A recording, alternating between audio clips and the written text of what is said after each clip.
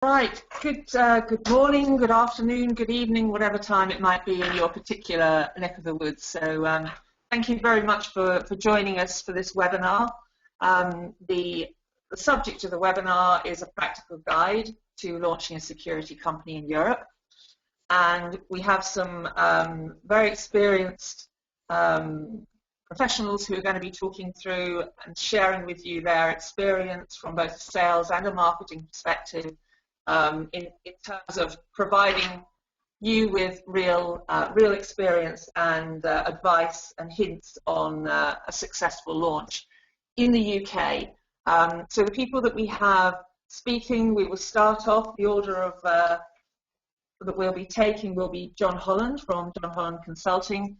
John has a huge amount of experience in launching security companies into Europe, and he'll be talking to us about setting that the sales strategy. Then we'll move over to myself. I'm going to be talking about building a profile in the security marketplace in the UK. And then I'll hand over to Mark Nocta. Mark is the sales director for EMEA at Arxan, a mobile app security company, and he'll be talking about his own real experience and how building a profile has also helped him to develop his business successfully.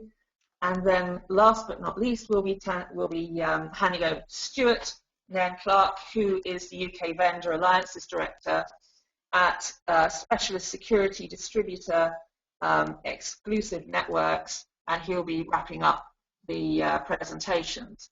We would very much encourage people, if you have questions, if you want to just message us on chat. We'll try and see if we have time at the end. But that's probably everything for starting, and I'd like to hand over first of all then to John Holland, who's going to talk to us about setting up a successful sales operation in Europe. John, over to you. Thank you, Diane. As Diane said, good morning, good afternoon, good evening, depending on what time zone you're in. We haven't got a lot of time, so I'm going to move straight into the presentation. Let's look at the agenda that I'm going to follow through. First of all, I'm going to give you some basic facts. Some of you may know them, but we'll see. And then go through the various things that I know from experience it's important to do. Setting expectations, where do we go to start with, who do we work with, how do we succeed? That's the money-making bit. And finally, we've got some success, so where do we go to next? Let's look at some facts first of all, please. These may be things that you know. If they're not, if they are, then I hope this is an aide-memoire and a place where you can go. But if they're not, then it's quite important to understand what it is you're looking at when you move into a new market. It may come as a surprise to people to understand that there are 495 million people in what is called the European Union. Now that's 50% more than there are in the United States. I've put some reference data at the bottom there. And if you take what is generally considered to be Western Europe, so starting from Portugal, moving across to Germany and including the Nordics, you've got just about 320 million people. So that's, again, pretty close to the same size as the population in the United States. So your target audience of people is actually very large indeed. Let's next look at the companies that we get in Europe. Using the data from the Forbes Global 500 and the Global 2000, I've put together some numbers here so that we can actually understand a little bit more about what it is you're likely to see. North America's got 144. Now these are large public companies.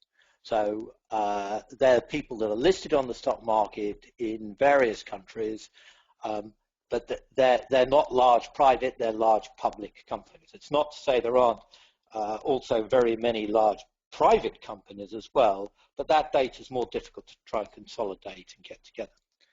So in North America, there's 144, Europe, there's 160. If you go into the wider number given by the Fortune 2000 list, then the US once again comes top, but it doesn't take long before we start running into the countries in Europe. Now, the numbers down the left-hand side are, in fact, the order of those worldwide. So first is the United States, second China, third Japan, then the United Kingdom, then France. Might come as a surprise that Germany is just below France. And then if you add up all of the public companies in Europe, then you've got about 350 from the list above. If you add in Spain, Italy, and Poland, you've got just over 400.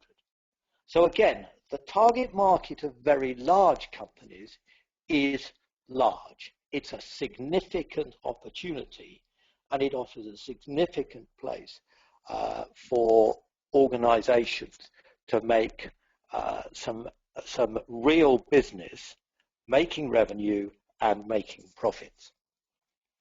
So I hope, if that is data you know already, again, I hope it's an aide-memoire.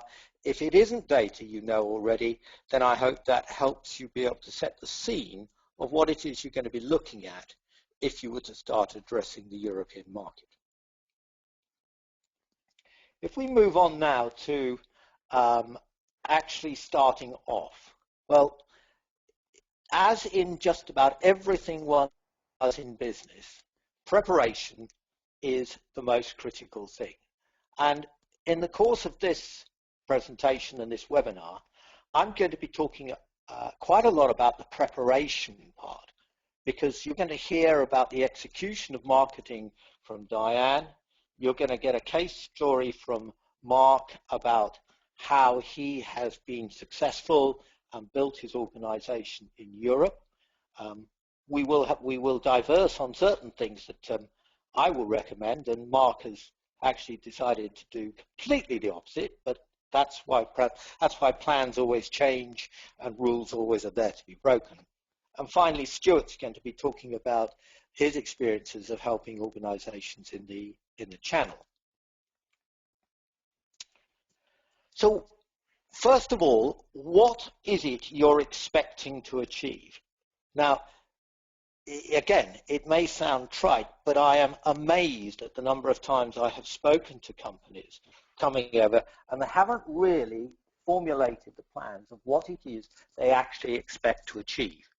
It's very, very important to do that, because if you don't, I was liken it actually to if anybody has tried to renovate a house or budget to build an extension to their house, you always find that if you don't plan very, very meticulously, things will go wrong. And things are going to go wrong, whatever happens. So you need to make sure your plans are in place and you know what to expect. Are you simply looking at the UK? Are you looking at the European Union, the EU? Are you looking at Europe? Are you looking at EMEA? Do you include Russia in Europe? Those are all questions that I think you need to address. The second thing you need to think very carefully about is the amount of resources, people and money and time.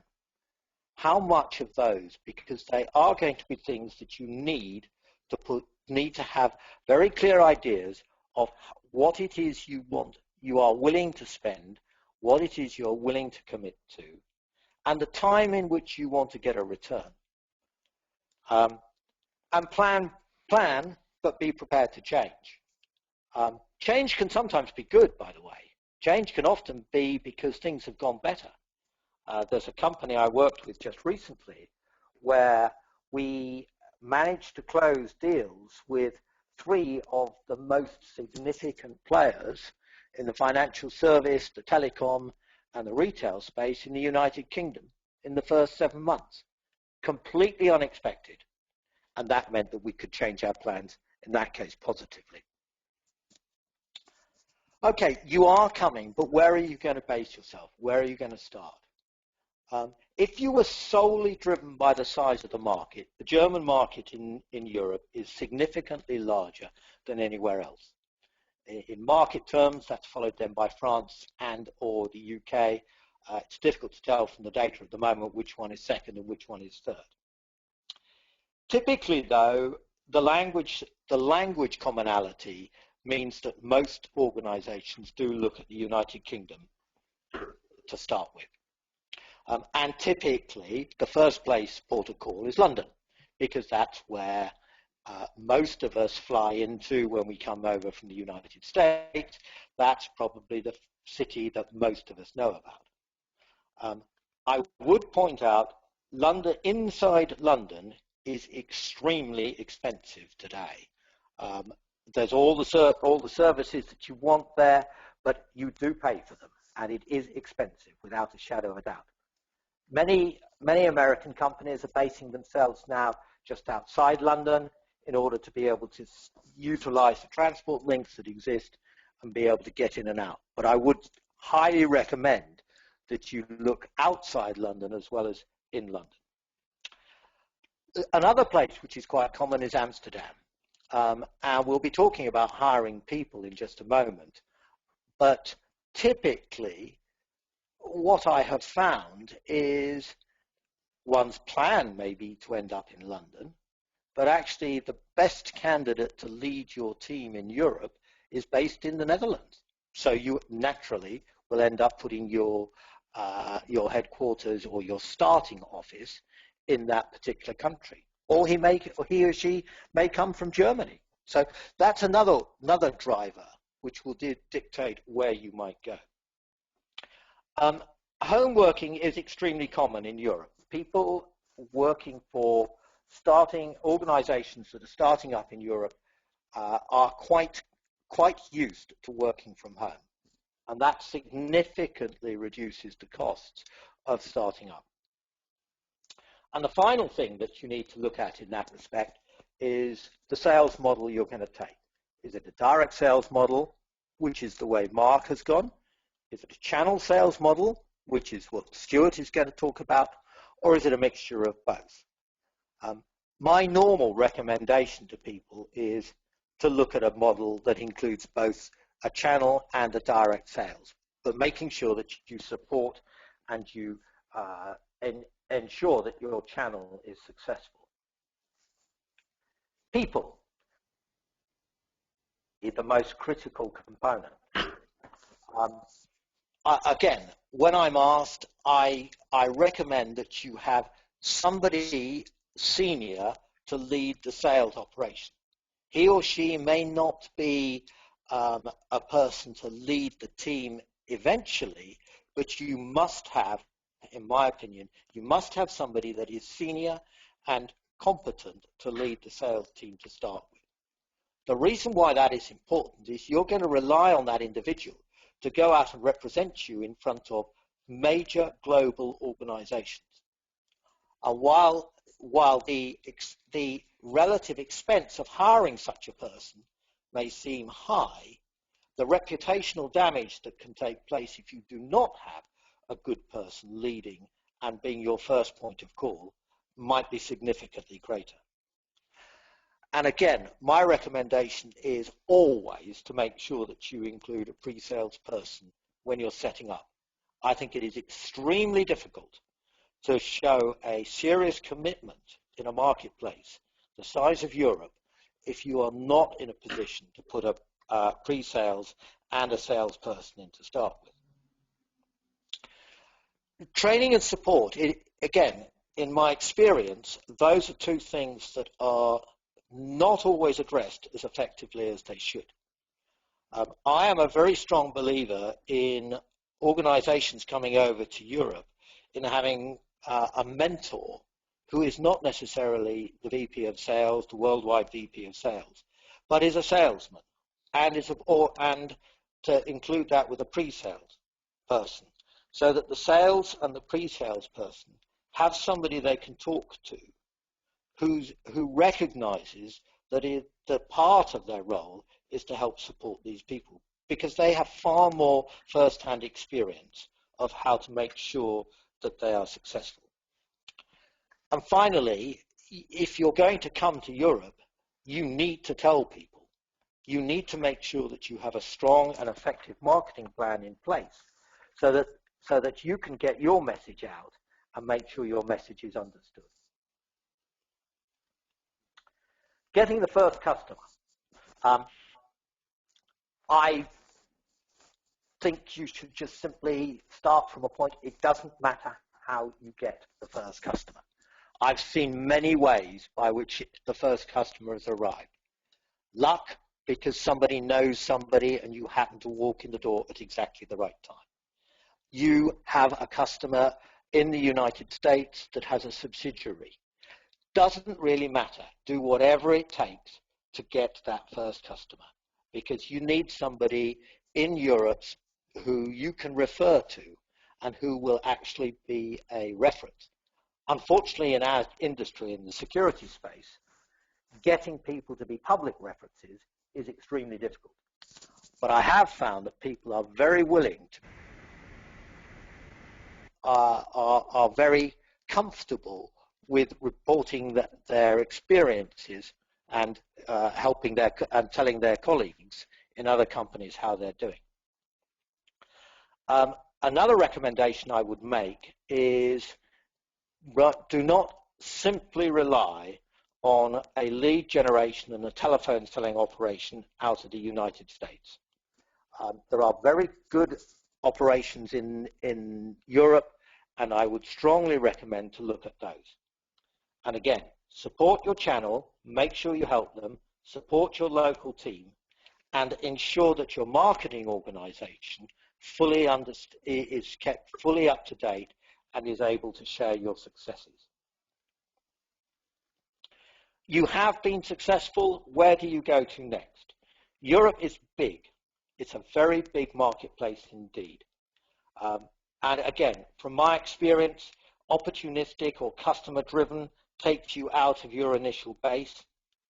But if I'm asked where I would expect people to go to first, typically, if you started in the United Kingdom, you might very well consider going into Germany. And from Germany, you've got the Netherlands, Nordic, Sweden, Norway, Denmark, and Finland. All of those countries are very technically savvy and very interested in taking on leading-edge security products. Finally, Europe is a big, profitable market, but you need to approach it properly. Good quality, good support, and a commitment to stay are the things that people are looking for. Identify with that last one.